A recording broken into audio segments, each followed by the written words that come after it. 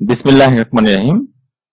18তম শিক্ষক নিবন্ধনের আজকের আমি একটি ভিডিও তৈরি করছি এবং আজকের ভিডিওর মাধ্যমে আমি জানার চেষ্টা করব যে 18তম শিক্ষক নিবন্ধনে কবে রেজাল্ট দিবে এবং 18তম শিক্ষক নিবন্ধনে কোন সাবজেক্টে কত টিকাতে পারে এরকম আমি একটু ধারণা দিব এবং 18তম শিক্ষক নিবন্ধনে অল্প মার্কে পাস হবে এটার কারণ কি সম্পূর্ণ ব্যাখ্যা আমি এই তিনটে প্রশ্নে আজকে দিব। এবং এই তিনটে প্রশ্নের উত্তর সবাই জানার জন্য অনেক আগ্রহ। এখন সবারই এই প্রশ্ন তিনটে সবার ভিতরেই জাগে যে কবে রেজাল্ট দিতে পারে এবং কোন সাবজেক্টে কত টিকাতে পারে এবং এবং কত মার্কে পাস হতে পারে, অল্প মার্কে পাস হবে অনেকেই বলতেছে কেন, কারণটা কি আমি সেটা ব্যাখ্যা এখন দিয়ে দেবো। তো এই ভিডিওটা যারা দেখছে সবাই 18তম শিক্ষক নিবন্ধনে লিখিত পরীক্ষা দিয়েছে অবশ্যই, তারাই এই ভিডিওটা অবশ্যই দেখছে সবাই। তো আমি তাদের উদ্দেশ্যে বলতে চাই যে এবছর 18তম শিক্ষক নিবন্ধনে অনেক কম মার্কই পাস হবে এবং অনেক অনেক সাবজেক্ট আছে 40+ মার্ক পেলেও পাস হবে এবং কিছু কিছু সাবজেক্ট আছে যেগুলোর পদ সংখ্যা খুবই কম, তাদের ক্ষেত্রে 65+ মার্ক থাকতে হবে। আমি এখন প্রথমে 18তম শিক্ষক নিবন্ধনের রেজাল্ট কবে হতে পারে সেই সম্পর্কে কিছু ধারণা দিই। প্রথমে 18তম শিক্ষক নিবন্ধনের রেজাল্ট কিন্তু অনেক আগেই হয়ে যেত।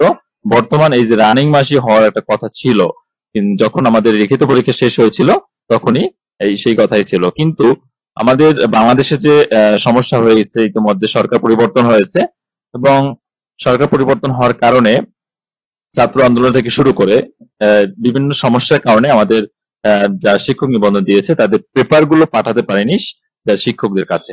তো এই শিক্ষকদের কাছে বন্টন শুরু হয়েছিল এই মাসের 14 তারিখ থেকে এবং এই মাসের এই যে আগস্ট মাসের 20 তারিখ পর্যন্ত কিন্তু খাতাগুলো বন্টন হয়েছে এবং এই বন্টনের পরে টোটাল শিক্ষকের কাছে যে খাতাগুলো দেওয়া হয়েছে তাদের কাছে একটা সময় নির্ধারণ করে দেওয়া হয়েছে। আমরা সবাই জানেন যে এই যে শিক্ষক নিবন্ধনের খাতা কিন্তু 2জন শিক্ষক মূল্যায়ন করবে। প্রথম একজন শিক্ষক 15 দিন মূল্যায়ন করবে, তারপরে আরেক শিক্ষকের কাছে যাবে, সেখানেও 15 দিন মূল্যায়ন হবে। তো টোটাল হচ্ছে এখানে 1 মাস। আর আসা যাওয়ার পথে দেখা যায় যে খাতা এক স্যার থেকে আরেক স্যারের কাছে পৌঁছাবে, সেখানে ধরতে হবে যে 1 সপ্তাহ ধরে নিতে হবে। সর্বোচ্চই আমরা ধরে নিলাম 1 সপ্তাহ। তাহলে এখানে যেহেতু 20 তারিখের মধ্যে সব জায়গায় খাতা পৌঁছে গেছে স্যারদের কাছে, তো এখানে 20 আর 20 তারিখ থেকে যদি আমি কাউন্ট করি, তো এখানে কিন্তু আমরা দেখতে পাচ্ছি যে 15 দিন সময় লাগে প্রথম স্যারের কাছে। তো সেপ্টেম্বর মাসের 5 তারিখ পর্যন্ত প্রথম স্যার খাতাগুলো মূল্যায়ন করবে এবং দ্বিতীয় স্যারের কাছে আবার খাতাগুলো পৌঁছাতে দেখা যায় যে 4-5 দিন বা সময় লাগবে, আমরা 7 দিনই ধরে নিই। তো সেক্ষেত্রে আরো 7 দিন পর যদি খাতাগুলো পৌঁছায় সেই স্যারের কাছে, তো তারপরে আরো 15 দিন সেই খাতা দেখবে দ্বিতীয় স্যার খাতা দেখলে তো দেখা যায় যে 27 সেপ্টেম্বর পর্যন্ত দ্বিতীয় স্যারের খাতা দেখতে সময় লাগবে। তো 27 সেপ্টেম্বর পর্যন্ত যদি খাতা দেখতে সময় লাগে দ্বিতীয় স্যারের, তো এনটিআরসি এর অফিসে খাতাগুলো পাঠাতে দেখা যায় আরো 2-3 দিন সময় লাগবে সেক্ষেত্রে, এবং 2-3 দিন যাওয়ার পরে আরো 7 থেকে 10 দিন সময় লাগবে আপনার রেজাল্ট গুলো প্রস্তুত করতে। তো সেক্ষেত্রে আমরা ধরে নিচ্ছি যে 7 থেকে 8 অক্টোবর তারিখের মধ্যে আপনাদের রেজাল্ট প্রকাশিত হতে পারে, অর্থাৎ অক্টোবর মাসের প্রথম সপ্তাহে আপনাদের রেজাল্ট দেওয়ার সম্ভাবনা অনেক বেশি। অনেকে বলছে যে সেপ্টেম্বর মাসের শেষে দিতে পারে, এমনকি এনটিএসসি এর অফিস থেকে বিভিন্ন কর্মকর্তারা বলেছে, এটা ইনফরমেশন দিয়েছে যে সেপ্টেম্বর মাসের শেষ সপ্তাহে লাস্টের দিকে আপনাদের রেজাল্ট দিতে পারে। তো আমি মনে করি যে ওটা খুবই ডিফিকাল্ট হয়ে যাবে, কারণ এই যে হিসাবটা আপনাদের দেখালাম এই হিসাবে প্রথম স্যার 15 দিন খাতা দেখবে, দ্বিতীয় স্যার 15 দিন খাতা দেখবে, এখানেই 1 মাস, মাঝখানে খাতা আসা যাওয়ার একটা সময় রয়েছে, তারপরে আবার 7 থেকে 10 দিন আপনাদের খাতা রেজাল্টটা প্রস্তুত করতে হবে। সেক্ষেত্রে সব মিলিয়ে আমি মনে করি যে অক্টোবর মাসে প্রথম সপ্তাহে রেজাল্ট দেওয়ার সম্ভাবনা অনেক বেশি। আর একটা বিষয় যে 18তম শিক্ষক নিবন্ধনে কোন সাবজেক্টে কত লিখাবে, তো এখানে আমি অনেকগুলো সাবজেক্টের নাম তো বলা সম্ভব না, কারণ এনটিএসসি এর অনেক সাবজেক্টই কিন্তু পরীক্ষা হয়েছে। তো সেক্ষেত্রে আমি এক্স্যাক্টলি রাষ্ট্রবিজ্ঞান সাবজেক্টের কথা প্রথম বলছি। রাষ্ট্রবিজ্ঞান সাবজেক্টে হচ্ছে যারা কলেজ পর্যায়ে পরীক্ষা দিয়েছেন, তারা যে পঞ্চম গণবিজ্ঞপ্তিতে যে চাকরি হয়েছে তারা সর্বোচ্চ মার্ক পেয়েছিল 72 এবং সর্বনিম্ন পেয়েছিল 57 মার্ক পেয়েও কিন্তু চাকরি হয়েছে।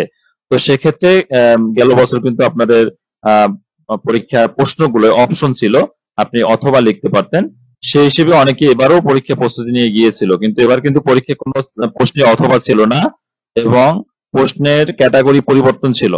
তো সেই হিসেবে এবছর কিন্তু 57 থেকে 60 মার্কটা আপনাদের অনেক নিচে নেমে আসবে। তো রাষ্ট্রবিজ্ঞান কলেজ পর্যায়ে যারা পরীক্ষা দিয়েছেন তারা এবছর 50 পেলেই টিকবেন, এটা আমি আপনাদের অনেক আস্থা দিয়ে বলতে পারি। 50 প্লাস মার্ক পেলে আপনারা টিকবেন ইনশাল্লাহ।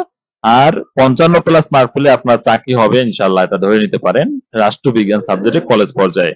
আর যারা অন্যান্য সাবজেক্ট আছে ইংলিশ এবং বাংলায় কলেজ পর্যায়ে, তারাও খুব আহ, বেশি মার্ক পেতে হবে না, 45 প্লাস মার্ক পেলেই আপনার টিকে যাওয়ার সম্ভাবনা অনেক বেশি রয়েছে এবং 50 মার্কটা হলো সবচেয়ে সেফ মার্ক, তাহলে আপনারা টিকবেন।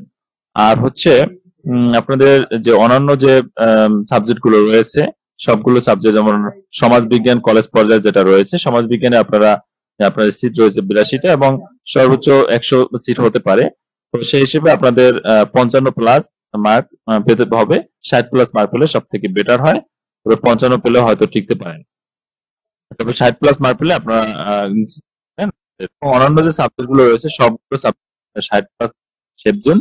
কিছু কিছু সাবজেক্টে রয়েছে আপনার 40 40 মার্ক পেলেও কিন্তু অনেকে অনেক সাবজেক্ট গুলো টিকে যাবেন। এ হচ্ছে। আর 18তম শিক্ষক নিবন্ধনে অল্প মার্কে পাশ করার কারণ কি হবে?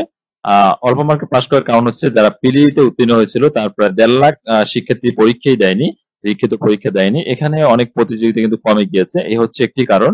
আর এটি কারণ হচ্ছে আপনাদের বছর প্রশ্নের ক্যাটাগরি পরিবর্তন হয়েছে, প্রশ্নে অথবা ছিল না এবং সেই কারণে পরীক্ষা অনেকেই খারাপ হয়েছে, অনেকেই বুঝতে পারেনি কিভাবে লিখতে হবে, সময় মেনটেন করতে পারেনি অনেকেই। তো সেই হিসেবে আপনাদের কাটমার্কটা অনেক কমে আসবে। সেই হিসেবে ধরা যায় যে আপনারা অধিকাংশই এবছর কিন্তু ভালো রেজাল্ট করবেন এবং লিখিত পরীক্ষায় রেজাল্ট আসতে পারে। তো আরেকটি কারণ রয়েছে এনটিআরসি এর যে শিক্ষক নিবন্ধনে 60,000 প্লাস ভুয়া সনদে কিন্তু চাকরি করেছে, এটা এনটিআরসি থেকে এখন কর্তৃপক্ষ থেকে এটা কিন্তু তদন্ত করা হচ্ছে এবং এই 60,000 শিক্ষকের চাকরি কিন্তু বাতিল করার সম্ভাবনা অনেক বেশি। তো সেই হিসেবে দেখা যায় বর্তমানে 1,02,000-এর মতো আপনাদের সিট খালি রয়েছে।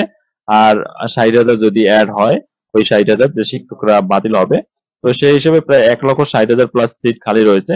তো এত সংখ্যক শিক্ষকের ঘাটতি পূরণ করার জন্য 18তম শিক্ষক নিবন্ধন থেকে আপনাদের কিন্তু অধিকাংশ পাস করানোর একটা পরিকল্পনা চলছে এবং সেটাই কিন্তু বাস্তবায়ন হওয়াটা দেখা যাচ্ছে। তো এটাই আজকের ভিডিওতে আমি জানিয়ে দিলাম যে এই কটা কারণে আপনাদের রেজাল্ট ভালো হতে পারে অল্প মার্ক পেলেও, এবং কবে রেজাল্টটা দেবে সেটাও আমি এক্স্যাক্টলি টাইমটা বলে দিলাম। তো পরবর্তীতে আমি এই 18তম শিক্ষক নিবন্ধন দিয়ে আরো গুরুত্বপূর্ণ অনেক ইনফরমেশন আপনাদের মাঝে নিয়ে আসবো। আজকে এই পর্যন্ত, ভালো থাকবেন, ধন্যবাদ সকলকে।